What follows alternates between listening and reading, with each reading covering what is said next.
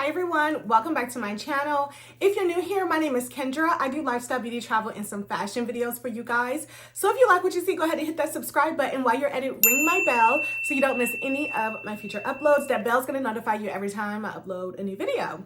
So you guys, I'm so happy to be back on YouTube. I haven't even given you guys a hair update in a while, but I definitely wanted to jump on here because I feel like there has been some significant changes in my hair as far as growth anyway, and the maturity of my locks, to be quite honest. So I want to answer some questions that I've been getting and just kind of give you guys like a 360 of what my hair is looking like right now. So if you guys are interested, you want to see all the details, then keep on watching.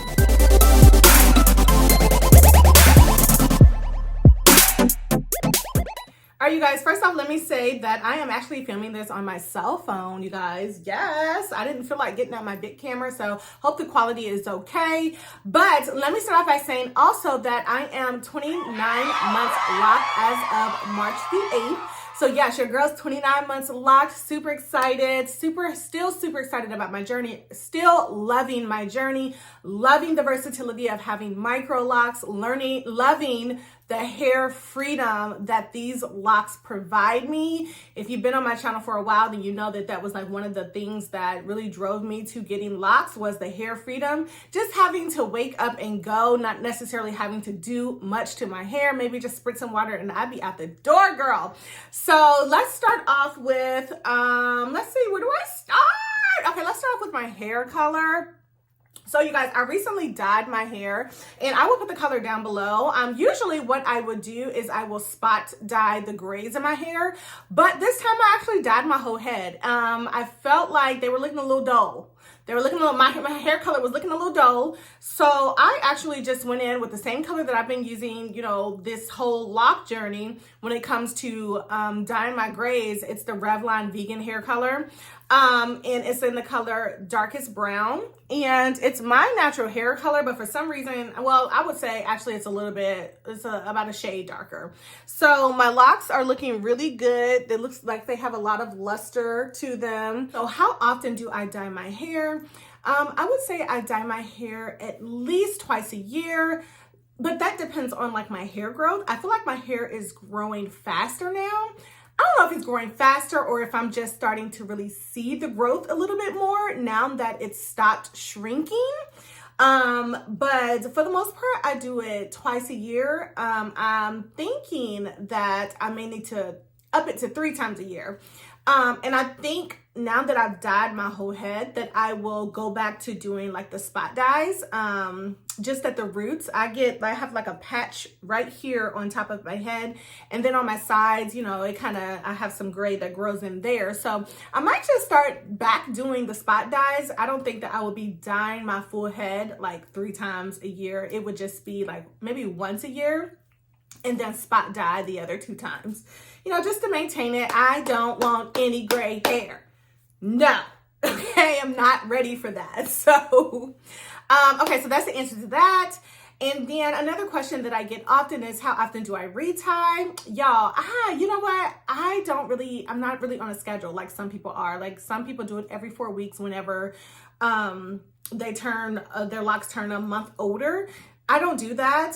Sometimes I go 2 months without retying my hair. Keep in mind that I do keep the whole perimeter, my sensitive areas, my thin areas, I do keep them maintained. So I will do them more times than I will actually do my head because these locks are more prone to breakage and damage and falling out. So, but for the most part, I would say maybe every month and a half to 2 months. Here recently it's been every 2 months, y'all. I've been real like lazy with it, but you know, it's all about knowing your hair and what your hair could withstand. And I know that if I was to wait 2 months around my edges, that it wouldn't be good, but the stronger parts of my hair, like the whole middle part of my hair, can go 2 months without being retied. So yeah, I would say about a month and a half to 2 months, around that area. And then how many locks do I have? I keep getting this question, but you guys know that I keep like combining locks. So I think I have somewhere around 460, 470. I don't know if I'm going to recount them again, girl. I do not know. Last time I counted them, it was like 477, but I know I kind of, combined a couple since then. The last retie, I didn't combine any. So, you know, I kind of feel my locks when I do my reties. I just feel and see, you know, the health of them, make sure that they're really healthy and strong. And based on that, if I find out that there are a couple of locks that are still too thin, I will combine them.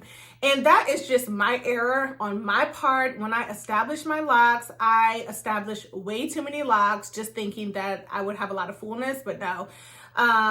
In all actuality, I should have made sure that my grid, the base of my locks were strong and secure.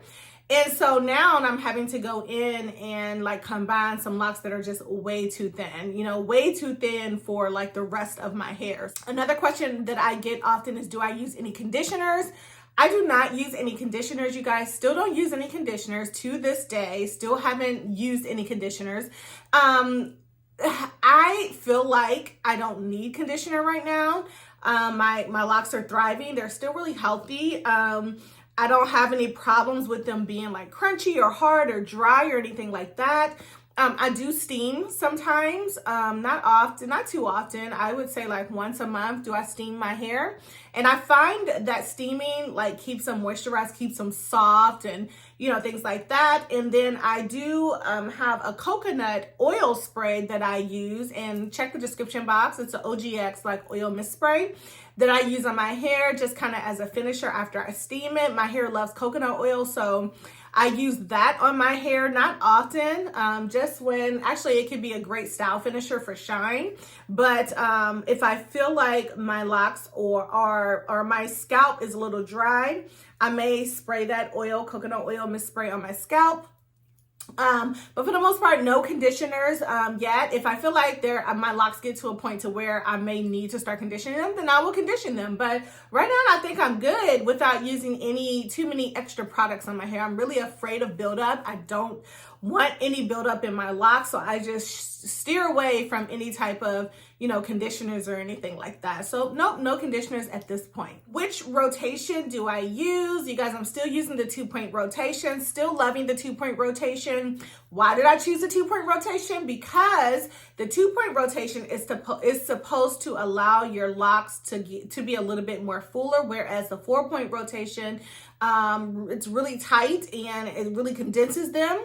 I really and truly, if I look at my locks, I started out with the 4-point rotation.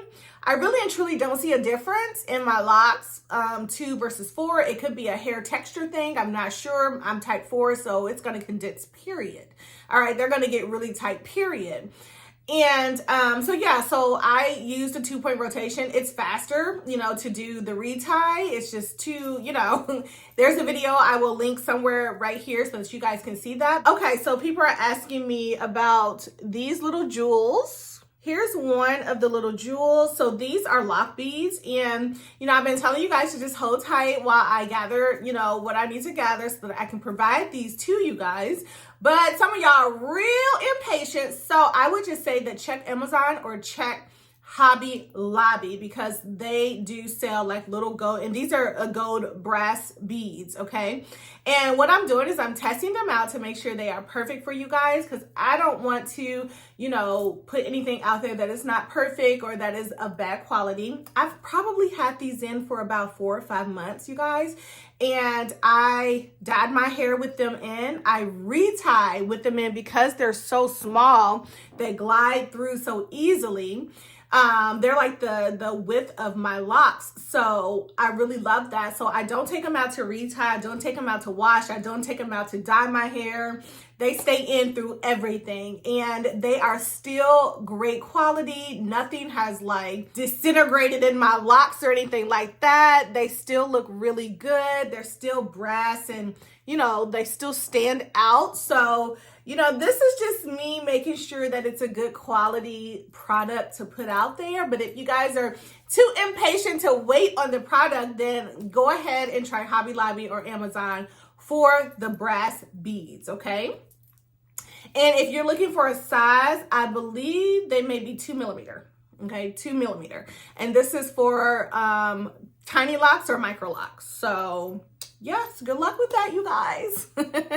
Oh, I got an interesting question that no one has ever asked me. And that question was, do you ever stretch your locks? I do not do that on purpose. When I do like a roller set, when you're rolling the rollers around the rod or whatever it may be, it is stretching your hair a bit. I don't stretch my hair on purpose because I feel like that would be like preventing the process, you know? So I try to leave it alone and just let it do what it do. But I do know that when I do like braid outs or twist outs, it stretches my hair. It makes it longer than what it is. So no, I don't stretch it on purpose. It's definitely unintentional whenever it is stretched. So this next question is an excellent question that I would love to just have a full discussion about.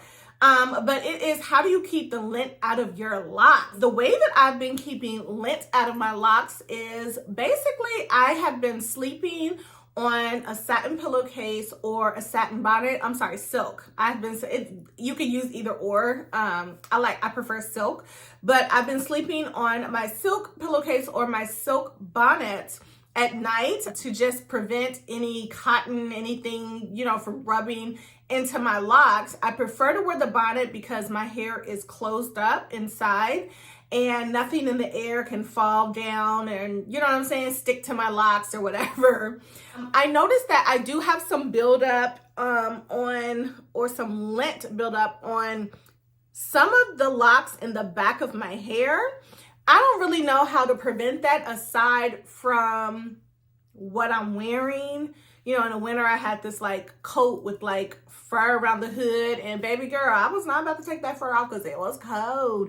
But I think it's just that like what I'm wearing, and then I don't know why. I feel like I was taking the precautions and making sure that nothing was on my hair, and still every time I retie it, it just looks like there's some buildup on there. And that is very common. A lot of people with locks, this is where they usually get like either buildup or lint buildup or whatever it may be. But I dyed it, okay? If you dye it, girl, they can't see it, okay? So that's what I've been doing. Whenever I do like my gray touch up, is I will take these locks and I will dye them bad boys so you can't see the buildup, the lint in there. To prevent it, I would say, you know, pay attention to what you're putting in your hair, like the type of scrunchies that you're putting in your hair, the hair ties that you're putting in your hair, clothing that you're wearing, the sweaters that you wear, the scarves that you wear. Just kind of pay attention to those things. At nighttime, I would say wrap your hair up. If you don't like to wrap your hair up, then sleep on a silk pillowcase, because cotton, you know, can rub off friction and it can just rub off in your hair.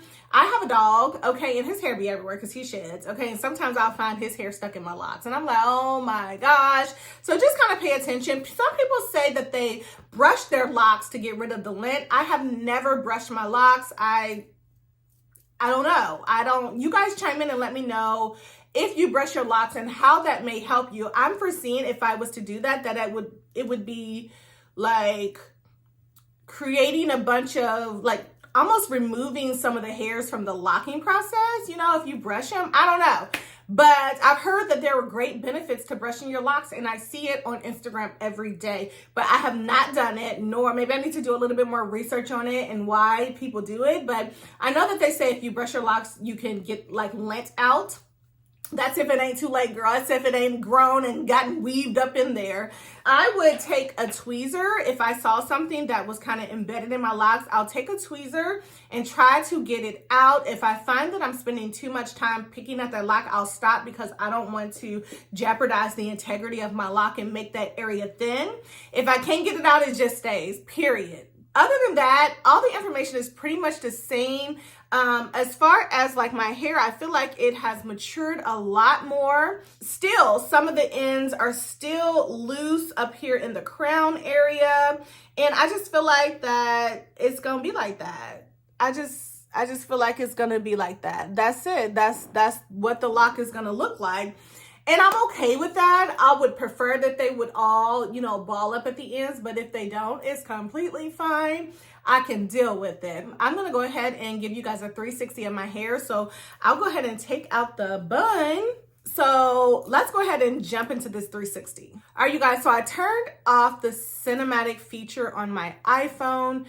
That feature would blur out the background, but I also noticed that it also blurred out like around the edges of my locks, and I want y'all to see detail. So I took that off so that I could show you guys detail, and now I'm going to give you guys a 360 of my locks. so you can see what they're looking like at 29 months. So let's go.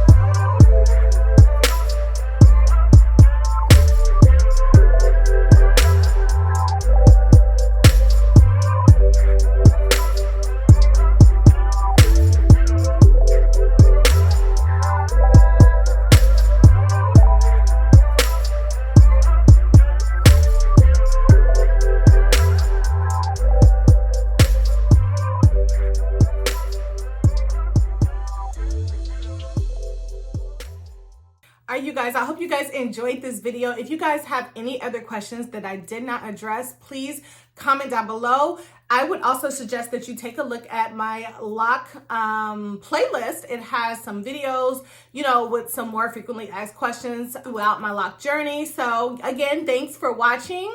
Check the description box for all of the products that I mentioned in this video. They will definitely be linked down there. And as always, I'll talk to you guys down below in the comment section. Bye.